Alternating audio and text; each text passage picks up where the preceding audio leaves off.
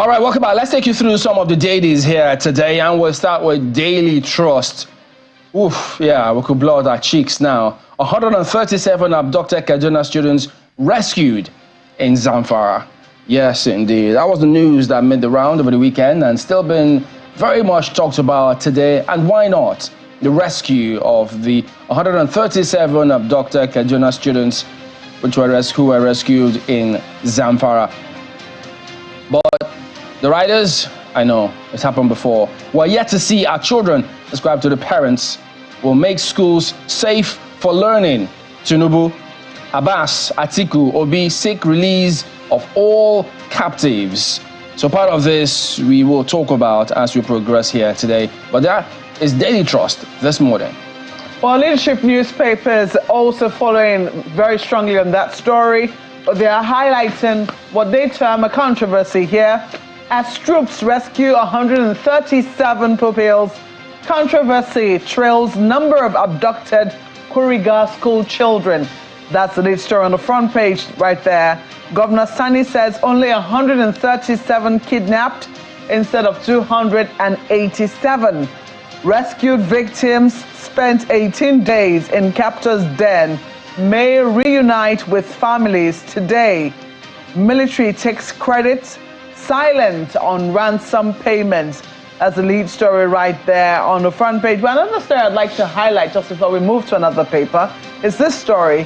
Hardship, rent default soar as landlords, tenants clash. All right, we'll talk about it soon.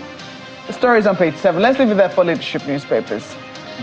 Well, the Daily Times newspaper tells you how this rescue happened on its front page this morning. How 137 Kuriga school students were rescued. That's according to the DHQ, that's Defense Headquarters. Tinubu welcomes safe return of kidnapped school children, says schools must be made safe, secure for learning. Details of that you'll find on page 4 of the Daily Times newspaper this morning. Well, Vanguard says they're focusing on a different matter entirely. Niger Delta leaders, stakeholders to FG, pull army out of Okwama, other Delta Bayelsa communities. Yeah, that's the big one they've got here on the front page. But beneath that lead story, manufacturers' forex losses rise 566% to 792 billion naira. And then you get to see respite on the way as Naira strengthens. Some sort of hope, possibly. Okay, well, I don't know how they're calculating the forex losses. Is it that the manufacturers already bought at a higher rate and now that the Naira is strengthening, it's a problem? I don't know. I hope that's not the situation. But if the story is also saying there's hope on the way with Naira strengthening, then perhaps it's the other way around. Well, look at what the Abuja Inquirer has for you this morning. Behind the rots in Abuja School for the Gifted.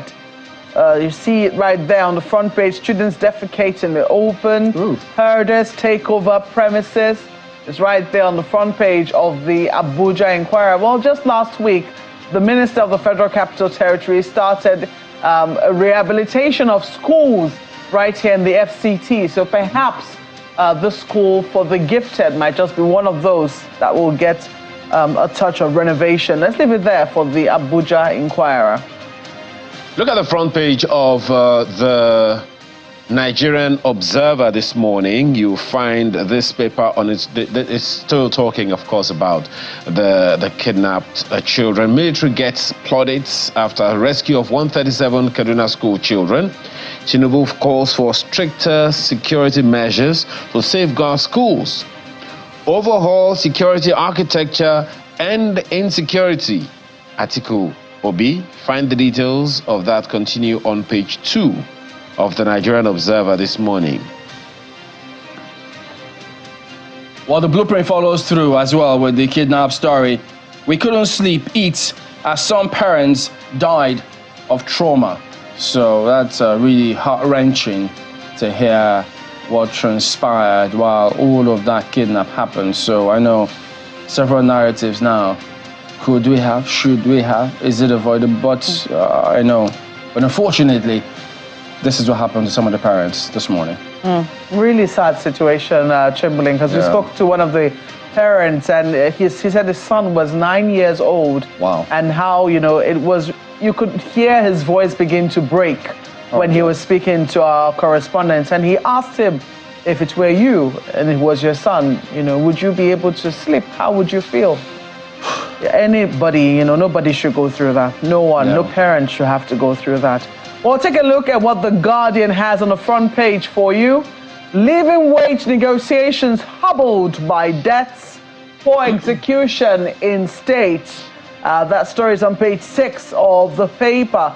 You see this general price level progression year on year, 2010 till date. That is right there, done in infographics for you. And you also see Nigeria's minimum wage floor progression. So you see there, in 2000, in the year 2000, we had 7,005. In the year 2010, we had 18,000. 2019, 1,000. In 2024, what will it be? It's a big question right there. But that's the lead story on the front page of the Guardian newspapers. Business Day is, of course, talking business on its front page today. Another rate hike seen as hawkish MPC meets. What does that mean?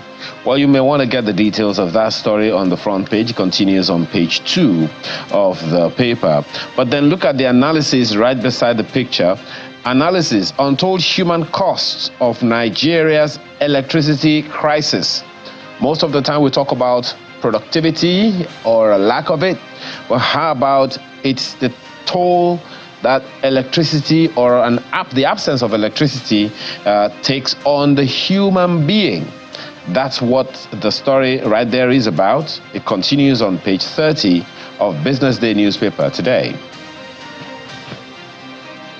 Well, yeah, so the dailies highlights all sorts of challenges the country is facing at the moment. And we can't state it more. We can't state that. We can't overstate the importance of us having a credit system in the country to reduce the pressure that lots of people face when they need to get out there and have transactions, purchases, whatever. But here's what we'll do today. We'll let you talk to us about whatever headline has gotten you up to here. For instance, those are the handles with which you can get across to us. You could tweet or send us an email. We'd love to hear from you. So that wraps it up. We'll look at some of the dailies here this morning, but just give us a moment. We will be back and then take on some of the issues we've got for you today. But yes, we'll talk about the release of the girls a little later. But in the meantime, we will be back to focus on an equally important subject matter in just a moment. Stay on with us.